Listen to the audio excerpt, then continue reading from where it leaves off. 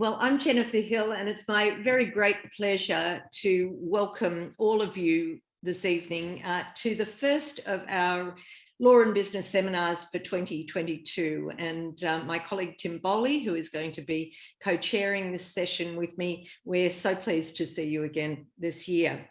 Our speakers today are Dionysia Cataluzou and Dan Puchniak, and they're going to talk about a major research project that they've been involved with over the last couple of years, or maybe more than a couple of years, which is about to come to fruition in their edited Cambridge University Press book on this very topical issue of shareholder stewardship around the world. And in the book, there are so many interesting issues, but, some of the key ones are, what do we even mean by shareholder stewardship today? How is it evolving around the world? What similarities are there? What differences are there? And also, what's the impact of the rise of stewardship codes? Brian Cheffins has written the introduction to the book, and he's somewhat skeptical about the influence of these codes, and yet they're prolific. So let me introduce our two speakers. We are so happy to have you here. They're both wonderful scholars, and we're very grateful to them for joining us from different parts of the world today. Dr. Dionysia Cataluzou is a reader in corporate law at the Dixon Poon School of Law, King's College London. She writes and teaches in the area of comparative and transnational corporate law and governance and the regulation of financial institutions. And Dionysia has been involved in a number of high-level interdisciplinary and policy-related research projects. Dan Puchniak. Dan is Associate Professor at the Faculty of Law at National University of Singapore. He's also a research member of the prestigious European Corporate Governance Institute, ECGI. Dan is also an internationally recognised scholar in the field of comparative corporate law and governance, and his focus has been, well, it's fairly global, but his work is often in the field of corporate governance in Asia. Dionysia and Dan have both received numerous awards for their academic research and their teaching, and they have truly been a dynamic duo in putting together this groundbreaking book. And I might say that, the book, when it hits the counters, do buy it. It has got rave reviews from some of the leading scholars around the world. It really is a masterwork on this topic. Now, Dan and Dionysia are going to get going in a moment, but if I could just mention to you, we do welcome your questions throughout the seminar so that you don't forget them. Please put them in the Q&A box and we'll field them later on. And if you could just identify yourself and identify your institution when you put your question in there. We'll try to get through as many as we can. So without further ado, Dionysia and Dan, it is over to you. Thank you so much, Jennifer. This is a wonderful opportunity, and I would be remiss if I didn't start by thanking Jennifer. It's wonderful to be able to do this after several years of working on this, and this session is perfectly timed. The book should be out in about 2 months, and so this is hopefully a nice preview for everyone here. Sort of a sneak peek at what we've uncovered. Also, a huge thanks to Monash and Janice. The organization has been absolutely phenomenal. So Dionysia and I, as you can imagine, this book is 30 chapters long. It took several years, and we want to have time for discussion. So we had to narrow down what we're going to focus on, and we tried to just pick one general theme, which is complexity. And so what I'm going to do is we're going to first lay out what I would consider to be the conventional story of stewardship. The way that people spoke about stewardship and wrote about stewardship before this massive project that we've engaged in. And after I lay out sort of the standard, what I would call the simple story, the conventional story of stewardship, then we are going to explain how after a few years and many contributions from a team of over 30 people. How this story became much more interesting, much more complex, and much more meaningful for corporate governance around the world than we ever expected when this project started. So looking at stewardship, where do we begin, right? And the beginning is clearly in the UK, right? The roots of stewardship are in the UK. And yes, there were discussions about stewardship. And if you look at this historically, which is done in the book, there were things about institutional investor stewardship that preceded the first code that the UK issued in 2010. But although I could talk and Dionysia could talk about the history preceding 2010, 2010 was a watershed moment. And that was when the UK released the code, being the first code in the world. It is important, though, to understand what led to the UK releasing its code. And I think this graph on the screen tells the story very well. If you look at the left side of the screen, you see the dark red line, and it goes back to 1963. In 1963, you can see that over 50% of the shares on the London Stock Exchange were owned by individuals, right? And you just see that line sloping downwards, right? And conversely, you see the bright blue line, right, being overseas investors, right? And these are almost all institutional investors, right? And in 1963, they were below 10%. And by 2014, they're above 50%. Why is this important? This has been widely recognized, and this is the simple story, right? Which is that in the UK, you had a shift from companies being owned by individuals to listed companies, the shares of them being owned by institutional investors. Originally, the hope was that this would be a good thing, right? That these institutional investors would know more. They would be better informed. They would be better equipped to monitor management than your mom and pop institutional investors. But very quickly, these became known as the sleeping giants of British corporate life. The problem, as it was seen by many, was that these institutional investors, although they came to own, and now it's around 68% of the shares on the London Stock Exchange, they were rationally passive. And there's been a lot of literature about this, which makes this point. And although this problem existed, it was really the global financial crisis that started stewardship. What happened? Well, after the global financial crisis, the Walker Report was rendered in the UK, and institutional investors were identified as being one of the major problems that led to the global financial crisis. Why? Because these institutional investors who owned a majority of the shares on the London Stock Exchange collectively were not monitoring management. It led to short-termism and excessive risk-taking. What was the solution? The solution was a stewardship code, right? And that is the history behind the stewardship code in the UK in a nutshell. The stewardship code is soft law, and it has 7 principles. And if you look at the principles up on the screen, you can quickly see that there are a number of things going on, but the main thing that was going on was to try to create a soft law instrument that would provide a market-based incentive to transform rationally passive institutional investors into actively engaged shareholders that would monitor the management of listed companies. To what end? The goal of this was to ensure that that excessive risk-taking and short-termism would not happen again. And this code, right, when the UK created it in 2010, it was a domestic initiative.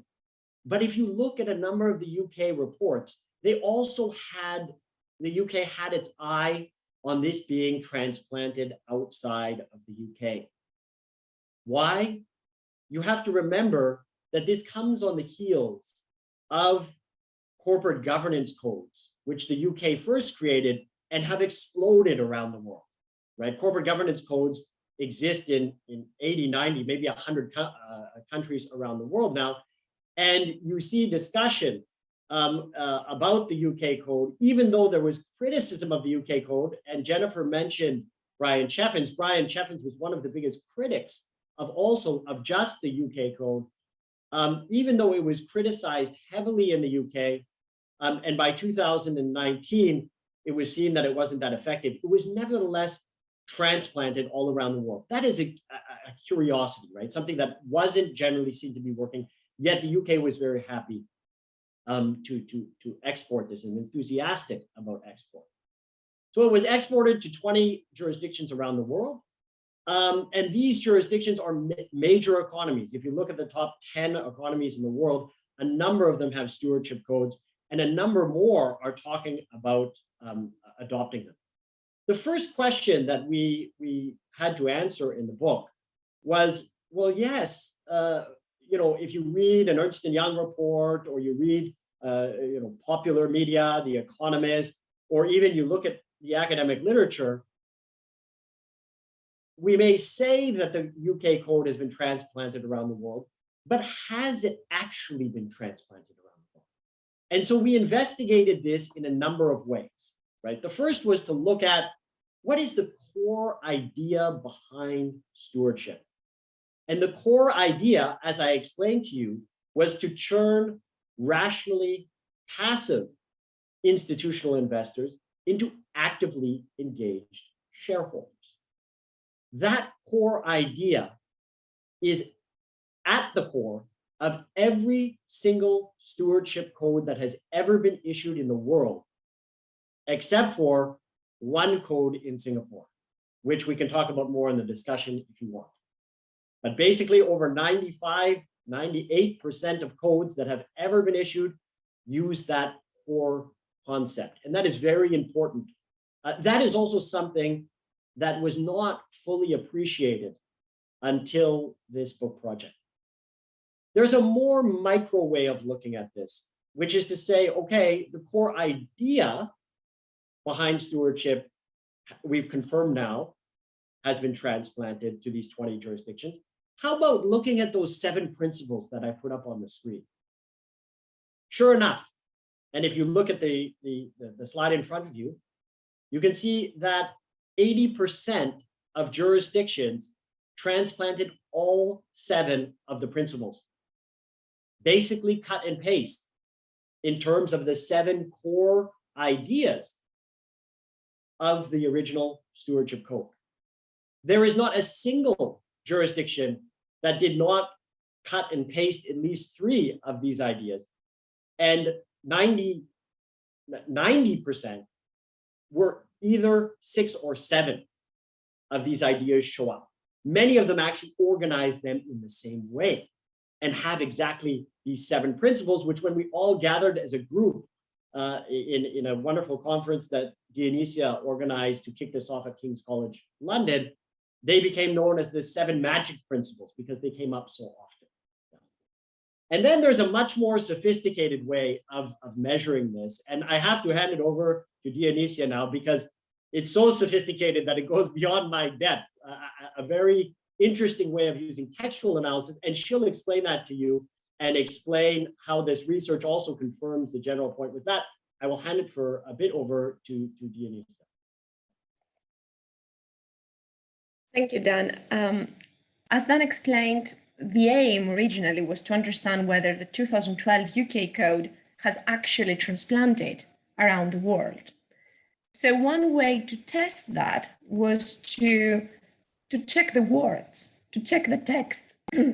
And we engaged into automated textual analysis, and we tried to see whether the words are similar across all the codes. So as you can see from that figure, that's a network of all the codes that we studied. At the center of this network is the UK 2012 code, and quite next to it is also the previous version, the 2010 one. So you can see that there is quite a network here with the UK 2012 code at the center, surrounded by other English-speaking countries, especially from Asia. So you can see here Malaysia, Hong Kong, Singapore, and India. And it looks like all these codes share the same language. So not only the same principles, but also they're using the same words. At the same time, however, you can see that there are also codes that are much less connected from that core network.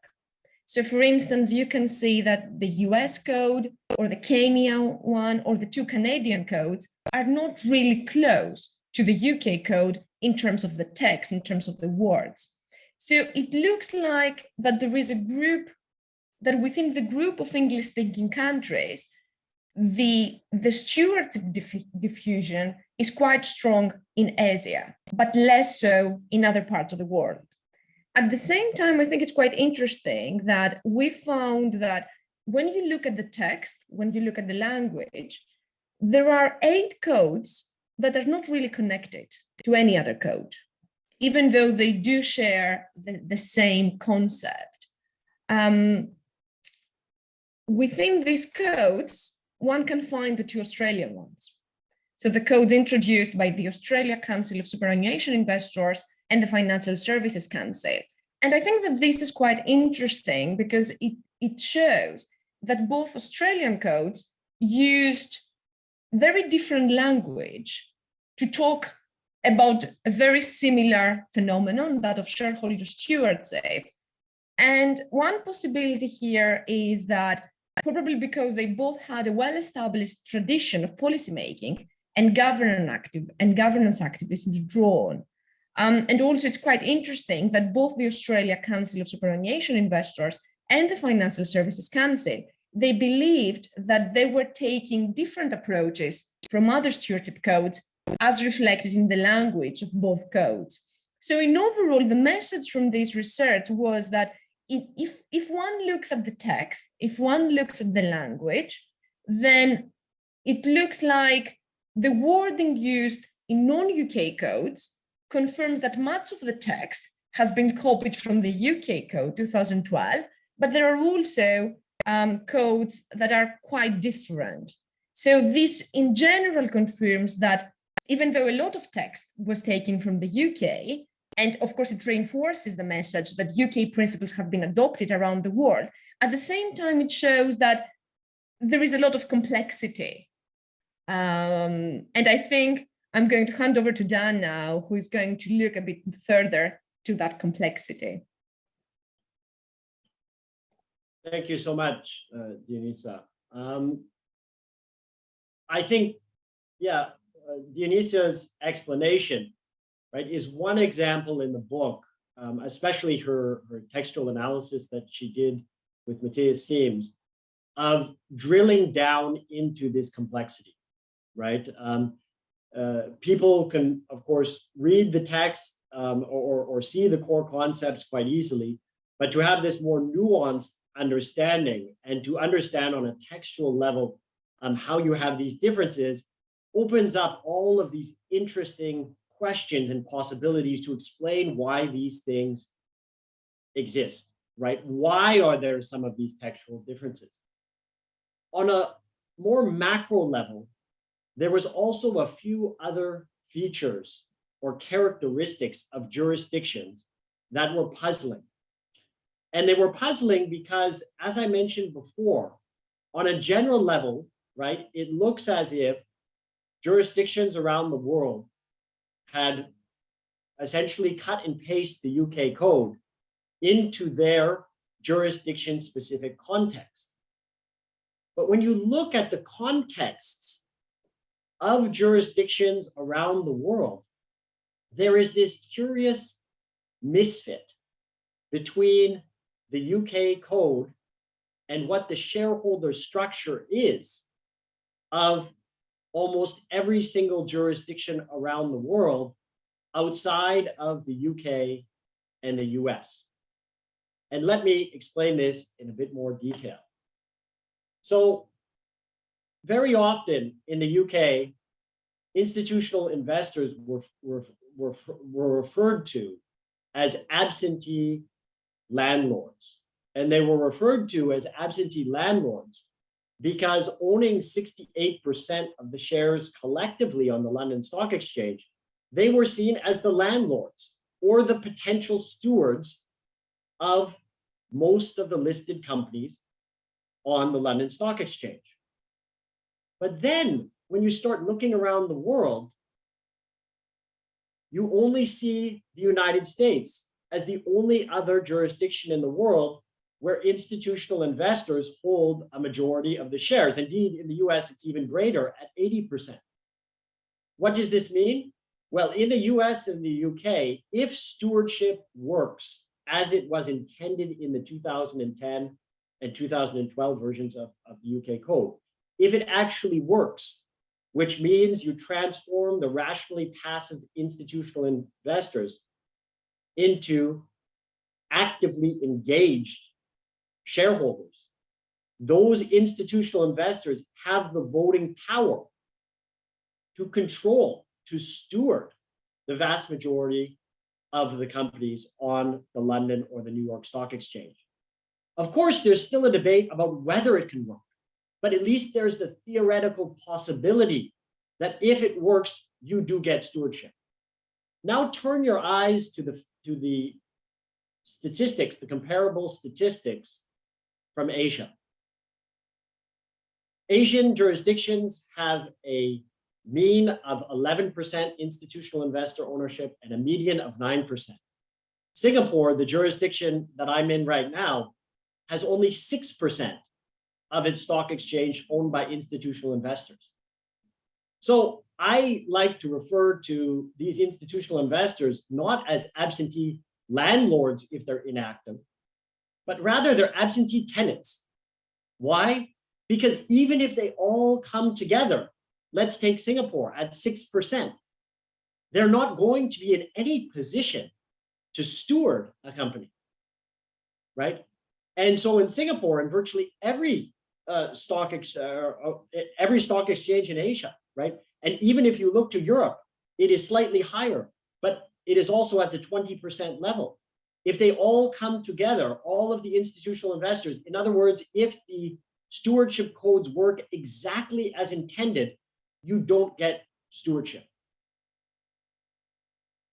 The other side of the same coin is that in most jurisdictions outside of the US and the UK, most companies already have a steward, a functional steward, which is a controlling shareholder. You can see that in all jurisdictions around the world, between 60 and 70% of companies, if you take their three largest shareholders, they have voting control. What does that mean? You don't have that problem that was faced in the UK in the global financial crisis of nobody being able to watch management, that they're going to take excessive risk, that they're going to focus on short-termism because it benefits management themselves. You have a controlling shareholder watching that is rationally active, already engaged, already stewarding, right? You don't have that in the UK, in the US. So that begs the question, right? Why then did jurisdictions around the world transplant the UK core concept, the UK principles, and even, as Dionysia and Matthias Siems found out, even largely the text, when this is a misfitted model? So that was the curiosity. Now, this is where the book becomes very fascinating. When we look at the individual chapters, there are unbelievably fascinating stories about what stewardship was used for. The reason why we ask this question is, if institutional investors can't be the stewards, but you've transplanted a code that is designed for the solution to make institutional investors the stewards, to solve the problem of institutional investors not being actively engaged. If that doesn't exist, then why are jurisdictions doing this? And every jurisdiction had a very clear reason. But amazingly, the reasons were incredibly different from the UK. And let me just give you a few examples. So Gen Goto, in his chapter from the University of Tokyo on Japan, he writes a fascinating chapter which explains how in Japan, stewardship was used for precisely the opposite ends of stewardship in the UK. It was not to make the management focus less on short-termism. In fact, it was to make them take more risk, to be more short-term focused. It was not also to focus more on stakeholderism. It was actually to shift them back to a shareholder-centric point of view, exactly the opposite objective of the UK. But that is not nearly the strangest story, right? In Singapore, where I'm from, I co-authored the chapter with Samantha Tang, and we explained how stewardship was used to reinforce Singapore's state-controlled and family-controlled corporate governance system. Nobody in the UK would have ever guessed that stewardship would be put to the ends of reinforcing family control and state control of controlling shareholders. And I can talk about in the discussion, if there's questions about this, exactly how this came to be, but that's in the Singapore chapter. If you look at the Korea chapter, it's also fascinating, right? In Korea, you have Professor Chan and Professor Kang wrote a chapter, and they explain how stewardship was used or co-opted. At least this is what the critics say of stewardship in Korea. It was co-opted by the government to bring about pension fund socialism. Why? Because the government has a very large pension fund, and stewardship gave it the permission or the political excuse or the political motivation or the political cover to be able to use their voting shares in these companies under the guise of stewardship to bring about their political agenda. You have some even stranger stories about Kenya. Kenya has a code that was issued that binds absolutely no one. Not a single institutional investor has ever signed up. It's an instrument issued by the government that has no effect on anyone, any institutional investor. You have the curiosity in Thailand about how after the military junta took over, they issued a stewardship code, and one may question what the political motive was for that. So I could go on jurisdiction to jurisdiction, but what you end up getting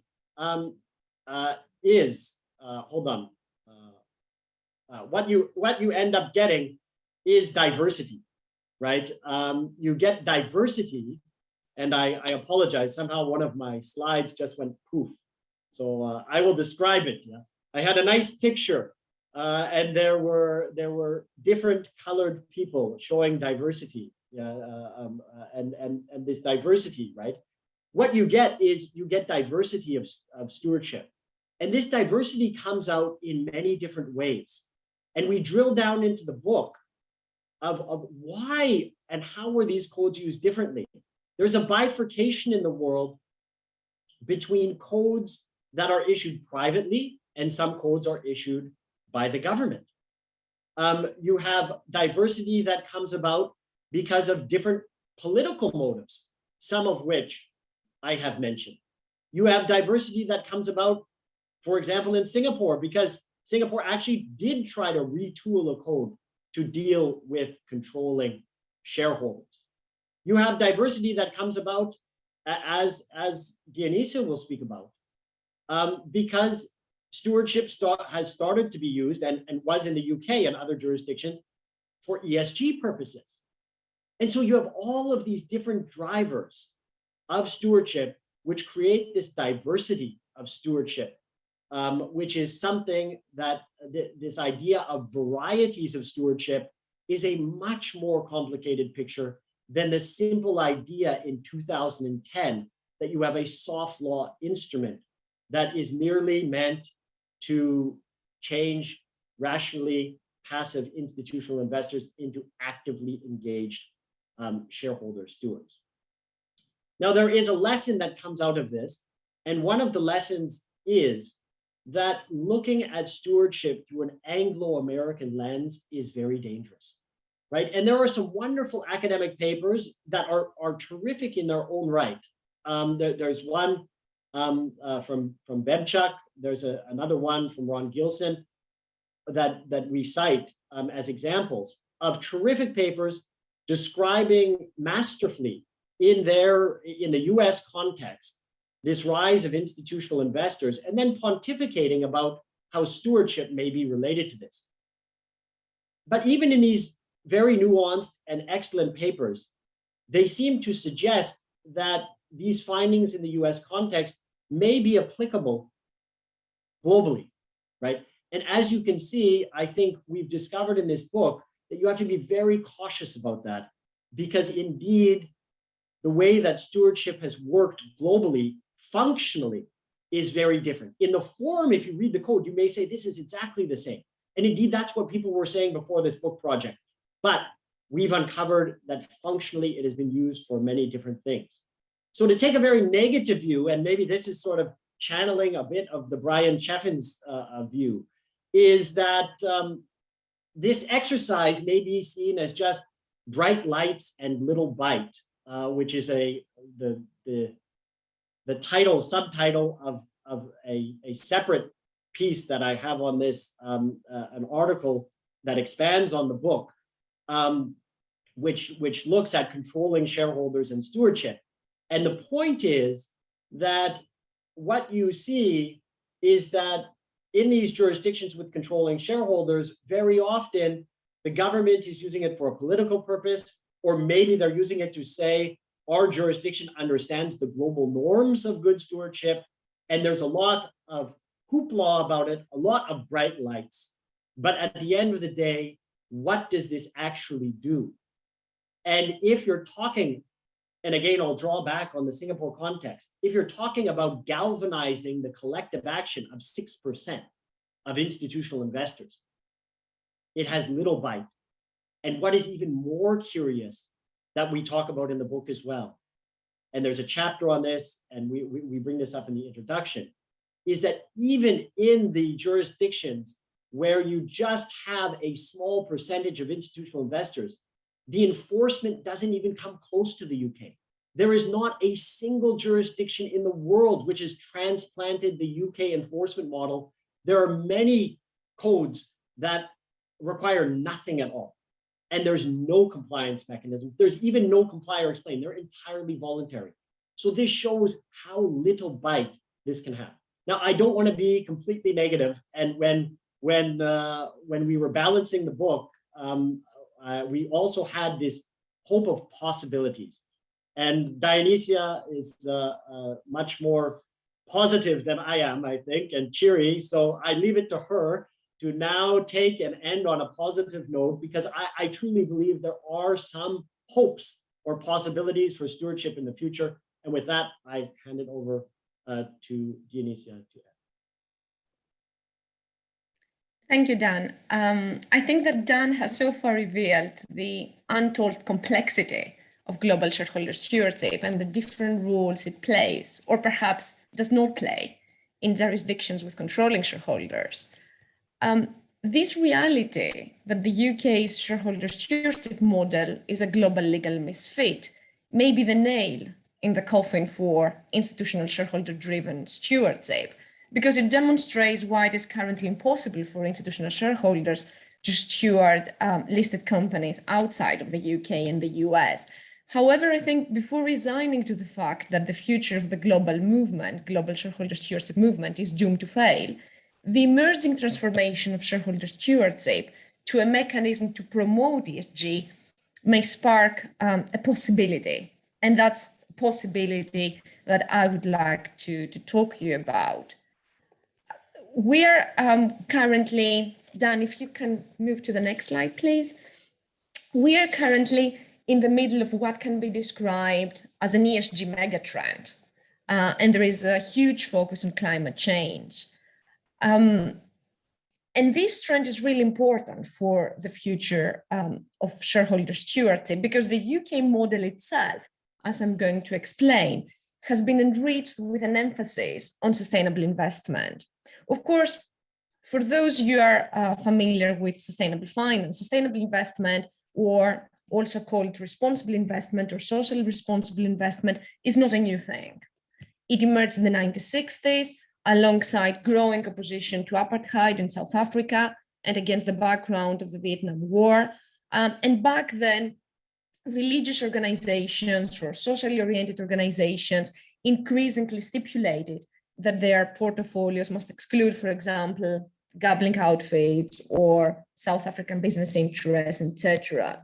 So while the early social responsible investment movement was focused primarily on actively removing or choosing investments based on specific ethical guidelines, today there is a lot of focus on integrating environmental, social, and governance issues into investment decision-making and to engagement, shareholder engagement itself.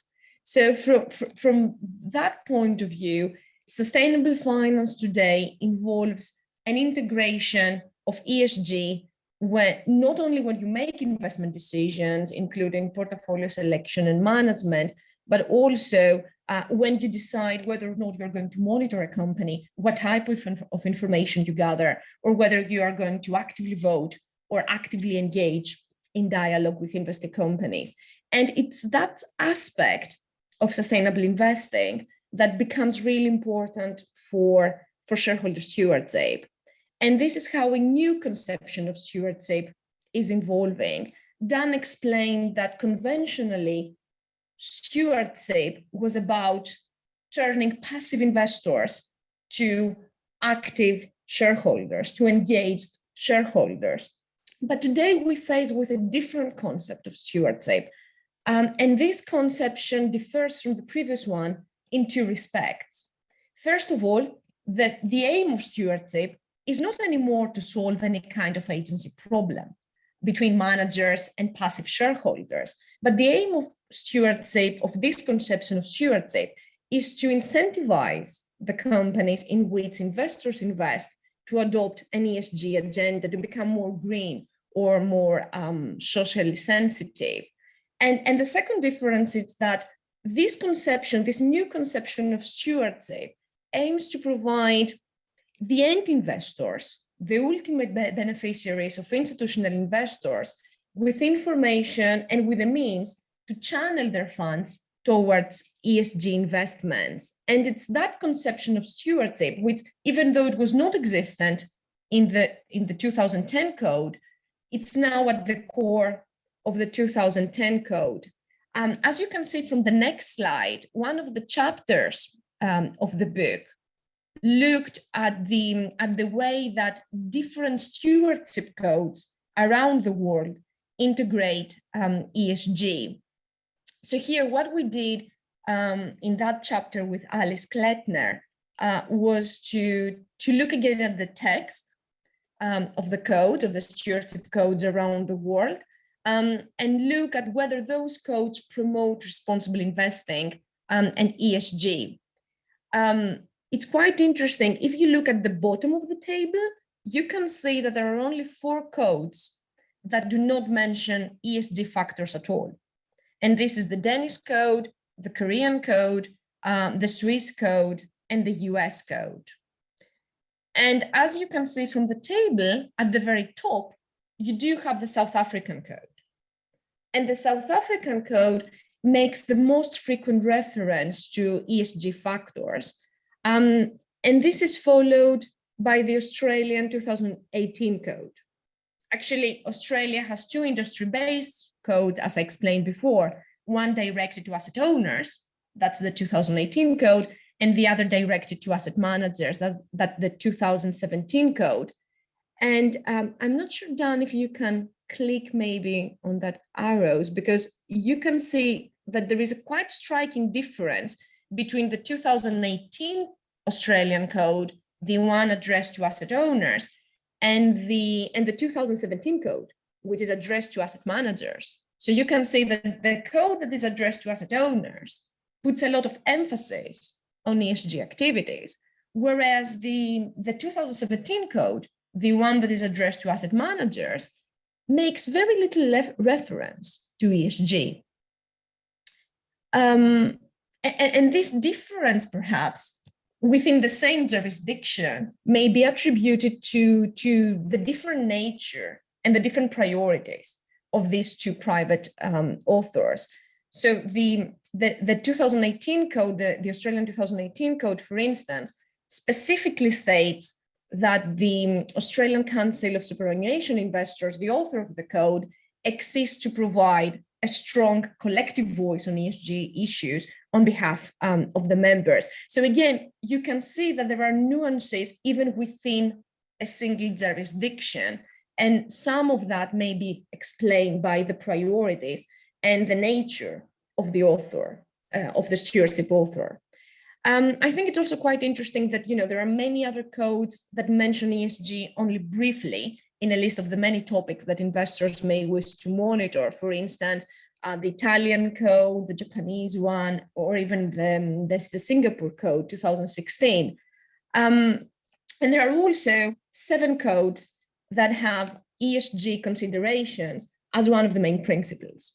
For instance, as it is explained by the Canadian chapter in the book, the Canadian code refers to ESG issues in the context of risk management as one of the principles. And also the Hong Kong code encourages investors to take into account ESG issues. And you can see from that table also that it's not only jurisdictional specific codes that integrate ESG as a key parameter of stewardship, but also regional codes, like for instance, the EFAMA code, or international codes, for instance, the ICGN code, focuses a lot on ESG too. I think the final observation from these statistics is that if you look at the relative frequencies reported in the table, you can see that perhaps then you can click again so we can see the arrows here. You can see the striking difference between the two versions of the UK code. So at the bottom, you can find the 2012 version, which is the original code, and only makes a fleeting reference to ESG, whereas the current version of the code, the 2020, has puts a lot of emphasis on ESG investing. So, and we're going to come back to what this change may suggest for the future of the code. In addition to looking at the text, we also look at the principles, at the formal content of these codes. And we found that 10 codes outside the UK include at least one principle of ESG.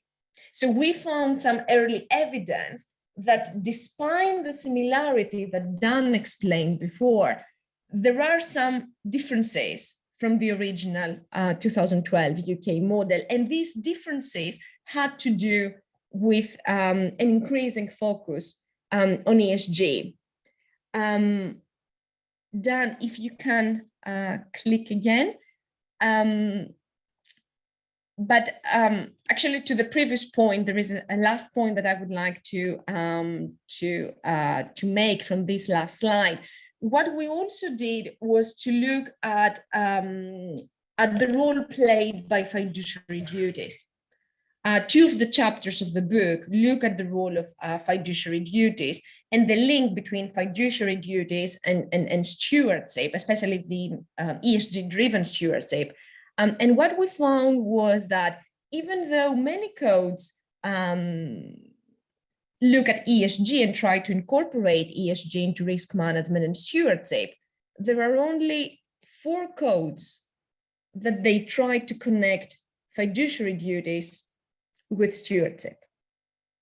And these 4 codes are 3 jurisdictional codes, the Brazilian one, the Kenyan one, and the Thai code, whereas also the ICGN code also explicitly links stewardship practices to the fulfillment of investors' legal duties.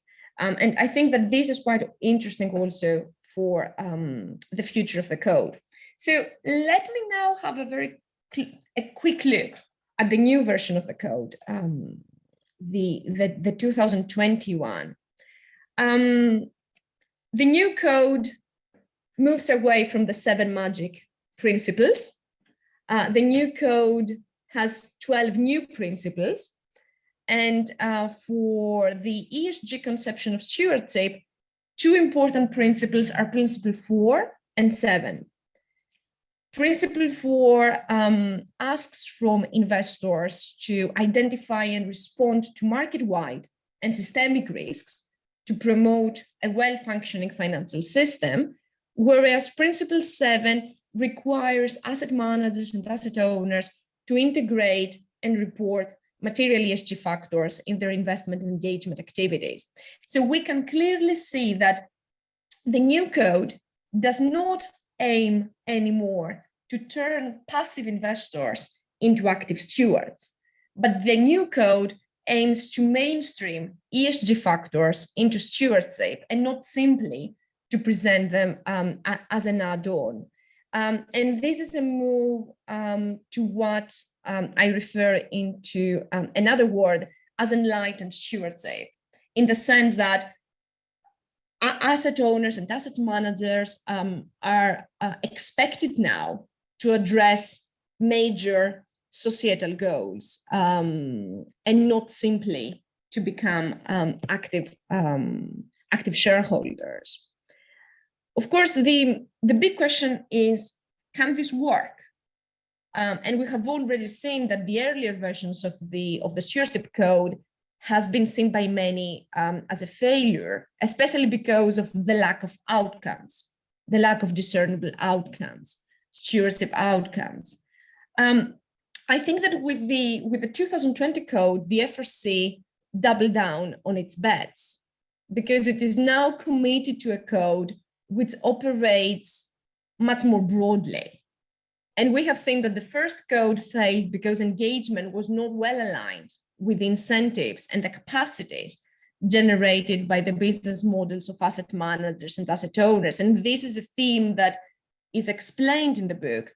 But the reality is that the new code creates a new set of incentives for compliance with the UK code. And as a book,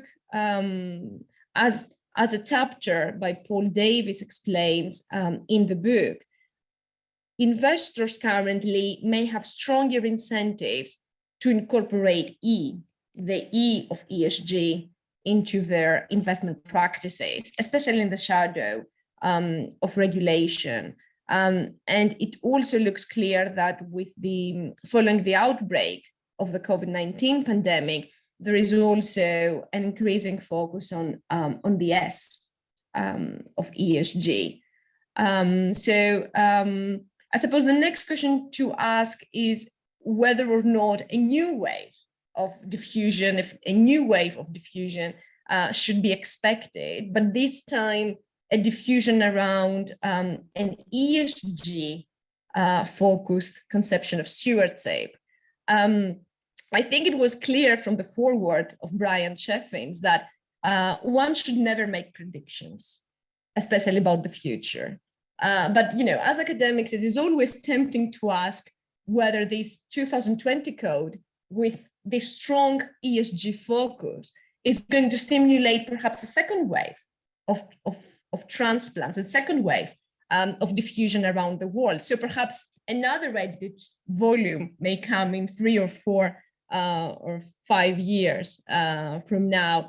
I think on the one hand, Paul Davies in the book explained this recent shift as a movement from saving the company to saving the planet. And indeed, if one looks at the incentives of institutional investors, clearly institutional investors have more incentives to engage with ESG stewardship, and ESG stewardship fits better with the business models. That's one part of the puzzle. The next part is what about the incentives of the issuers? What about the incentives of the authors of the stewardship codes? And Dan already explained that there are a lot of complexities here. There are codes that have been developed by public actors, and there are also codes that have been developed by private actors. When it comes to public actors, it may be easier actually to adopt the new model, the ESG focused model, because for public codes, this increased focus on ESG is likely to garner political support. On the other hand, for private actors, for private authors, also it may be easier to adopt the ESG references, and it may make much more sense because it fits quite well with their own business models. I think the case of the 2020 revision of the Japanese code is quite revealing in this regard, because the Japanese code shows that the revised version has a huge focus on ESG in a way that mimics, I think, the UK code. So this perhaps can show that a new wave of stewardship diffusion may come in the future. And I'm going to stop here, but I think if there is one book, if there is one message actually that the book has for comparative corporate law scholars, is to keep an open mind and be humble.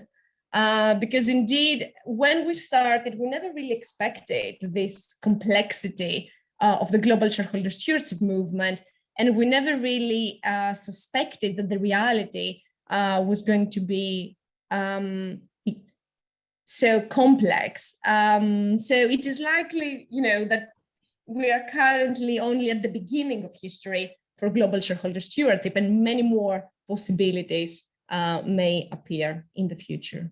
Thank you so much. Thank you, Dionysia and Dan. Thank you for a wonderful presentation. We're going to draw it into the Australian context now, because I think, Tim, you're going to give us a few comments about what's going on in Australia. Yeah, just a couple of quick comments, and then we'll move into the Q&A section of the presentation. So thank you to Dionysia and Dan for a great presentation, and more generally for shouldering the burden of initiating this project and producing such an excellent book. As their presentation has shown, and as the various contributions in the book show, investor stewardship is a global phenomenon. And Australia is part of that phenomenon. Dionysia has mentioned that we have 2 stewardship codes here in Australia. We also have market conditions that are conducive to institutional investor stewardship. This includes relatively shareholder-friendly laws and very high levels of institutional investor share ownership. In fact, data suggests that in some of our larger capitalisation companies, relatively small groups of institutional investors control somewhere between 30 to 60% of the total issued share capital. And so these conditions make investor stewardship entirely feasible in Australia, and we're certainly seeing evidence of it in action. Levels of share voting have been increasing over recent years, particularly in the larger capitalisation companies in which institutional investors focus their investments.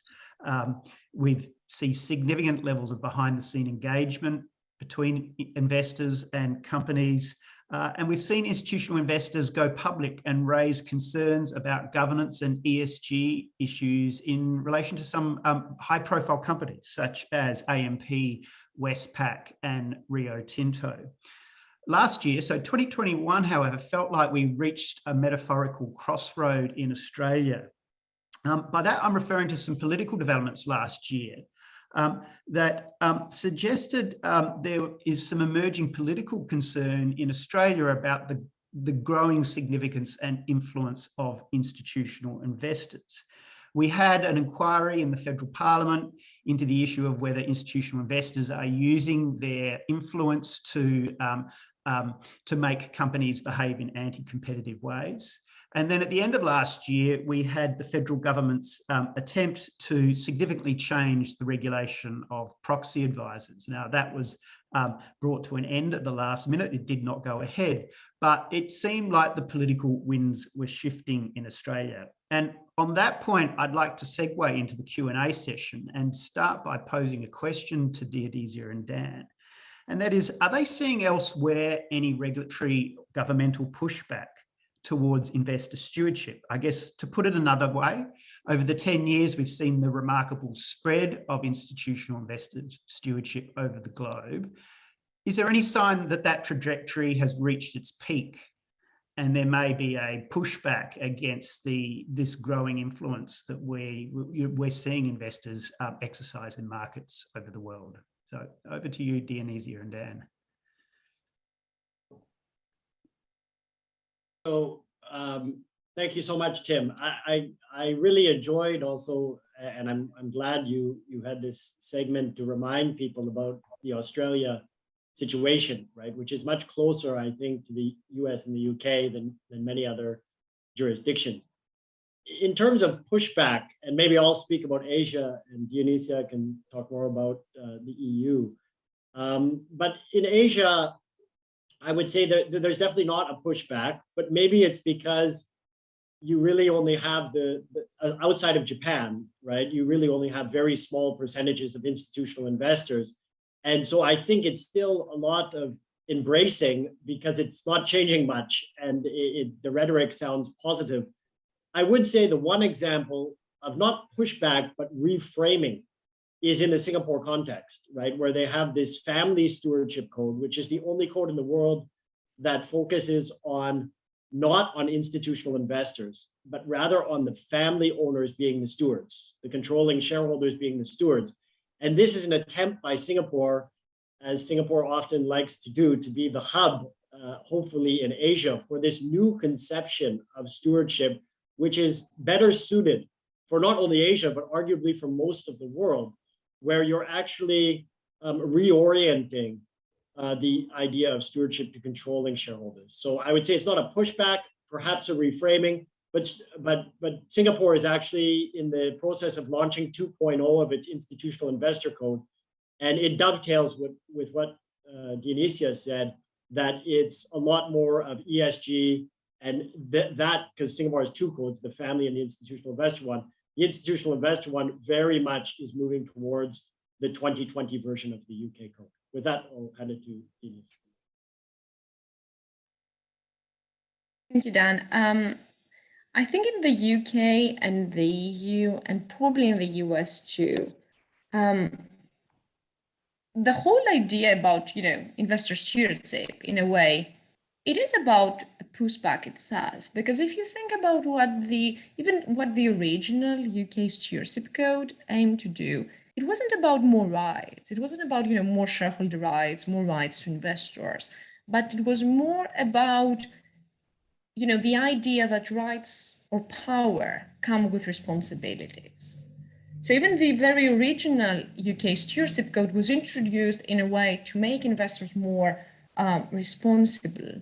So I think that from this perspective, even the very notion of stewardship, it is a pushback in the sense that it's not about, uncontrolled powers of institutional investors. And of course, the ESG movement fits quite well within this broader framework. Tim, I would just say in the US, I think, we see that pushback, perhaps not so much from government yet, although I think it could come from government, but more from corporate management, in the way the framing of resolutions, etc. You see quite a lot of pushback or private ordering combat, as I've called it. Now we've got a couple of questions here. Two questions I thought related to this idea of to what extent can we trust shareholders to save the planet? And so Jeswin Yogaratnam has, brought up the Friedman doctrine of, shareholders are traditionally thought to only be interested in profits. And, is this going to work, the stewardship model, against that backdrop? And then a Monash PhD student, Pratik Bhattacharya, has brought up the idea in relation to your concept of family stewardship. Why would these controlling families be interested in saving the planet rather than profitability? So anybody have any comments on those 2 points? Maybe I'll take the second point, the Singapore point, which is, yeah, I agree with the skepticism about family owners. Of course, the way the family stewardship code in Singapore works is it's entirely voluntary with no hard obligations, even for family firms to sign up. And even if they sign up, they comply basically in the way that they see fit. So families have been quite enthusiastic, as you can imagine, of saying, one of the principles is do well, do good. So who wouldn't sign up to that? And they're very happy to put up nice videos and say, we subscribe to doing well and doing good in the community. But yes, will this change the way, and there are some great family businesses that do take ESG very seriously, right? But I think they were doing that before the code, right? And there are some family businesses that don't do that, right? And the question is this going to change behavior? My feeling is that hard law will be needed rather than this extremely soft law.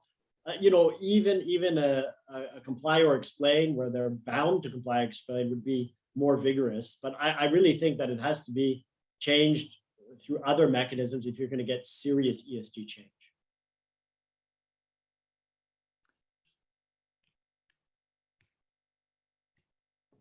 Right. Yes. I suppose the easiest way because I mean, that's a huge question, right? I mean, how much we can trust shareholders to save the planet, and, who are the shareholders and what type of shareholders are we talking about? I suppose the easiest way to answer that within 1 minute is through the example of the market of stewardship, and this is analyzed in the book. So when you look at stewardship, you need to think about who is on the demand side and who is on the supply side. And I think that the demand side is quite important here, because on the supply, you have pension funds, you have asset owners, you have asset managers like BlackRock, but who's on the demand side? And I think here, if one looks at for instance, at the millennials and how the millennials invest in those funds, then you can see that perhaps there is a demand, or there may be a future demand from those millennials towards ESG, or towards saving the planet.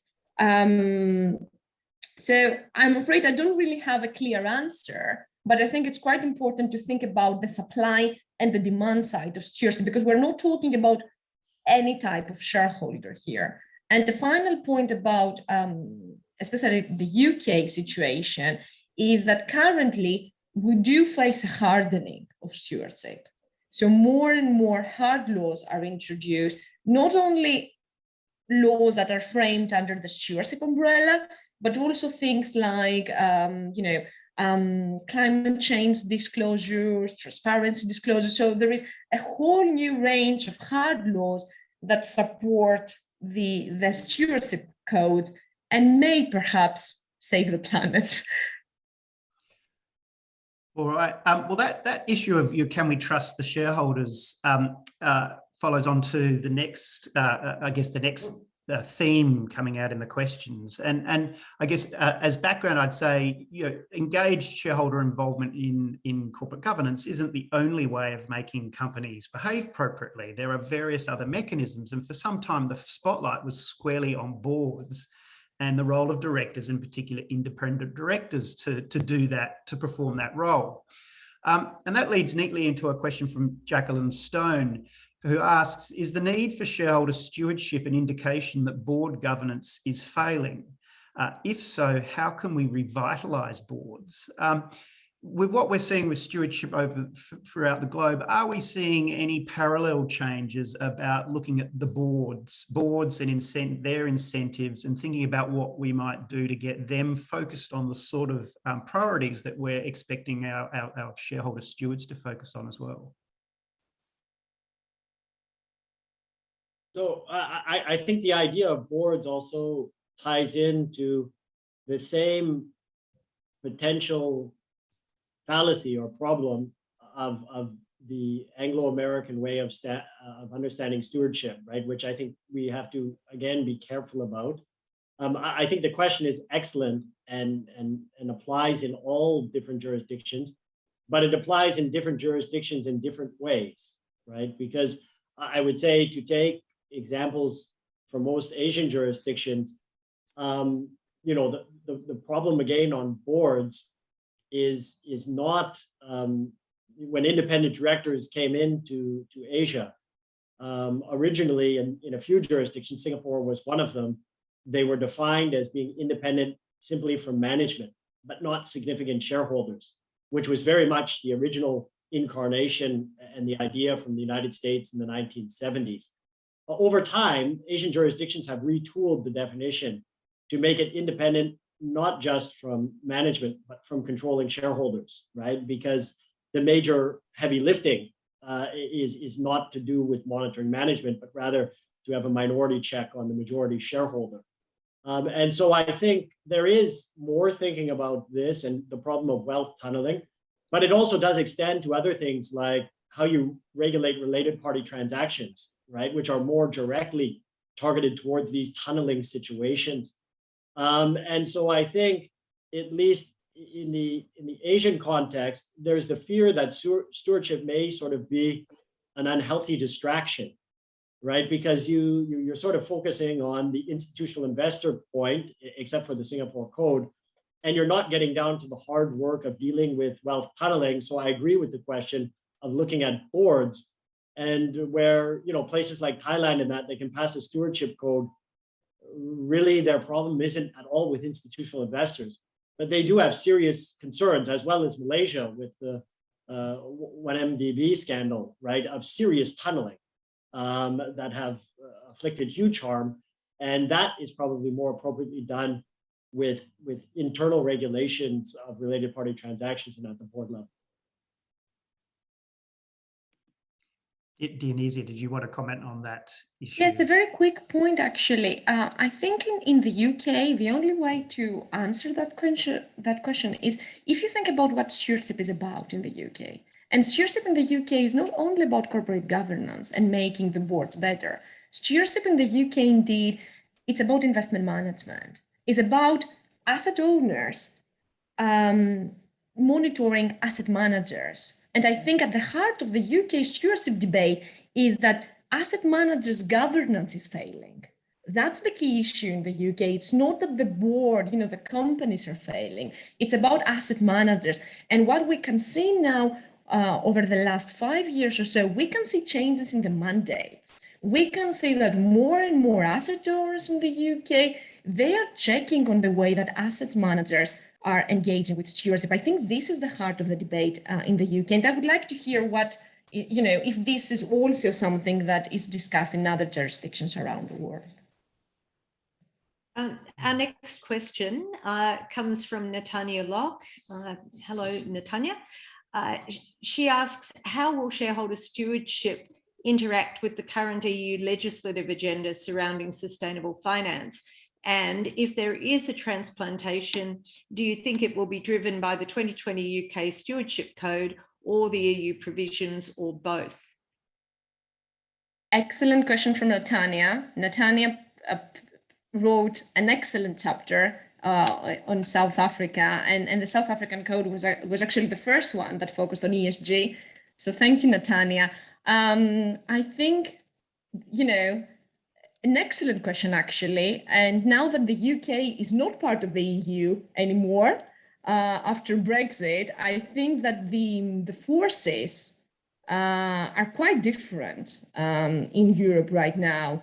So as Natania noticed, in my view, if you look at the EU, it's more likely that the future is going to come from the European Commission.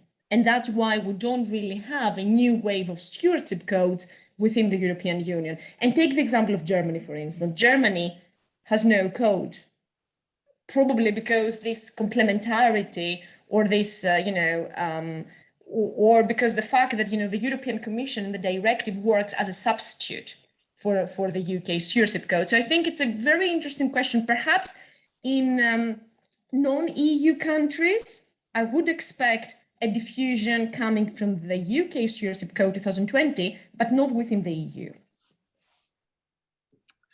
All right.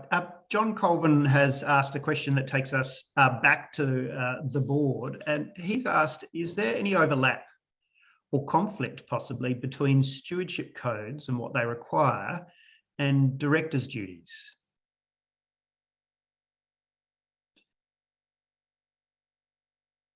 So I guess, is it harmonious? Are they pushing in the same direction, or may there be some tension between what directors feel they're obliged to do and what the shareholders are telling them to do? Is this because I'm not quite sure I understood the question correctly. So is this what the question is about, or is it whether the fiduciary duties, so within the investment chain, whether those duties mirror the director's duties? Because one can think, for instance, that the duty to promote the success of the company in the UK, Section 172, does this mirror this enlightened view of stewardship? This soft law that imposes soft law duties to investors. Is this what the question is about? Yeah, I guess that's a difficult one. John can tell us. I mean, I must say I read it as the way that Tim framed it, okay. Directors in what they need to do in order to act in the best interest of the company. Is that in alignment with where stewardship codes are going? But John can tell us in the chat box what he meant. I think it depends, right? Like from jurisdiction to jurisdiction, it would depend on the extent to which, and it depends on two things: on the time frame, right, that you're talking about stewardship. If you're talking about the 2010 version of the code, right, which wasn't very much focused on ESG, but was very much focused on shareholders just engaging in the governance for presumably the purpose of wealth maximization, right? I don't think there would be any conflict. As stewardship moves closer to the 2020 version and you're getting a much more ESG driven agenda, I guess you come to the basic question that people ask all of the time, and it differs from jurisdiction to jurisdiction, which is how much do directors' duties, fiduciary duties, allow them to contemplate the ESG agenda as discharging their duties, right? And that is a broad spectrum where you move from Delaware, which maybe has a very narrow conception of this, and you move it, say, in the Commonwealth, where there's probably more allowance to take things into account, and to other jurisdictions like India that actually have a very stakeholder view of this and would fully embrace this at the director's duties level, right? So if that's what the question means, there's another issue with director's duties, which is the question of, and again, this gets back to the controlling shareholder point, would a better solution in jurisdictions with controlling shareholders be to make the majority shareholders have fiduciary duties owed directly to the company, rather than trying to use stewardship to solve these problems, right? That is a different angle on how directors' duties can interface with this issue of stewardship in jurisdictions where controlling shareholders really are predominant. So our last question, because we'll have to wrap up now, though I'm sure we could talk on, it comes from Hannah Mitchell, and it raises the current elephant in the room, this interaction between shareholder stewardship and corporate disclosure, and this very controversial proposal in the US for the SEC to mandate climate disclosure. And of course, some people are saying that is not part of the role of the SEC. Other people are saying, it's been too long coming. Any comments in 30 seconds on that one, or we'll leave that for our next seminar next year, perhaps? Any comments? Well, look, I'm going to, I think at that point, so we are on time. I know everyone's keen to go and have their dinner or their breakfast.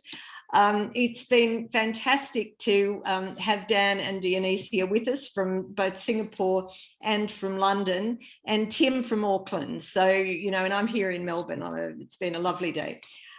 We are so glad that you were able to join us for this seminar. We hope that you're going to be able to join us for our next seminar in the series, which is on the 7th of June.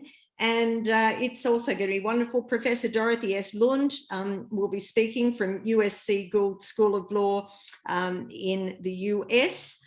And she's going to be talking about a very hot article that she has co-authored with Elizabeth Pullman called The Corporate Governance Machine. So I'm sure that many of the people that enjoyed tonight's seminar will also enjoy that seminar. So thanks to our speakers and to Tim for co-chairing, and special thanks to Janice Hugo and to Heather Trevisan for their, as ever, immaculate organisation of this event. So thanks everyone. We hope to see you again shortly.